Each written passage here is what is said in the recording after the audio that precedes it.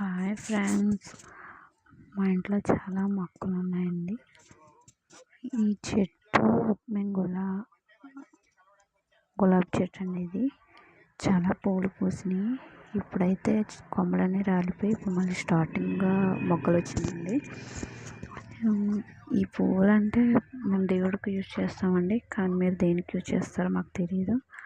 Comment ద్వారా చెప్పండి. మేము వీటిని కాటిక బంతి అంటామండి. కాటిక బంతి, మా సైడ్ కాటిక బంతి అంటాం. బాగుంటాయండి. ఈ గుమ్మానికి తోరణాలుగా కట్టుకుంటే చాలా బాగుంటాయండి. మా చెట్లో కాసిన బీరకాయలండి చాలా ఉన్నాయి.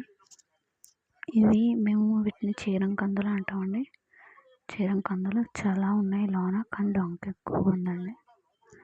చీరంకందులు అంటాం. ఈ గుమ్మడికాయలు వేసుకొని తింటే బాగుంటుంది. మీకు షార్ట్ వీడియోలో పెట్టాను ఆల్రెడీ. గుమ్మడికాయ దాంట్లో వేసుకొని తింటే బాగుంటాయి. ఇవి అలసందలు అండి. అలసందలు ఇవి కూడా గుమ్మడికాయలు వేసుకొని తింటే బాగుంటాయి. నార్మల్గా ఉడకబెట్టుకొని తిన్నా టేస్ట్ మాత్రం సూపర్ ఉంటుందండి. మీ సైడ్ ఉంటే ఇప్పుడు ట్రై చేయండి. మేము అలసందలు అంటాం వాటిని. అలసందలు అవి కూడా ఉడకబెట్టుకుని తింటే టేస్ట్ మాత్రం చాలా బాగుంటాయి. ఇక్కడ ఇంకా చాలా మొక్కలు ఉన్నాయండి. ఇవన్నీ బీరకాయలు. ఆ కంచె అంతా బీరకాయల చెట్లు ఉన్నాయండి. అక్కడ ఒక్క బీరకాయ ఉంది పైన.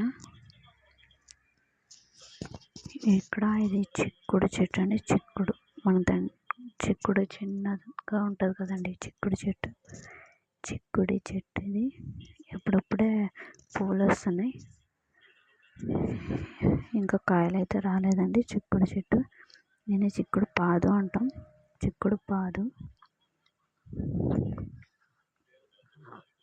ఇది మిరియాల చెట్టు అండి. ఇప్పుడు చూడండి, నేను ఒకటి చూపిస్తాను కదా, అక్కడ ఇది మిరియాల చెట్టు నేను చూపిస్తాను కదా, ఆ గీతలో మిరియాలు కాస్తాయండి.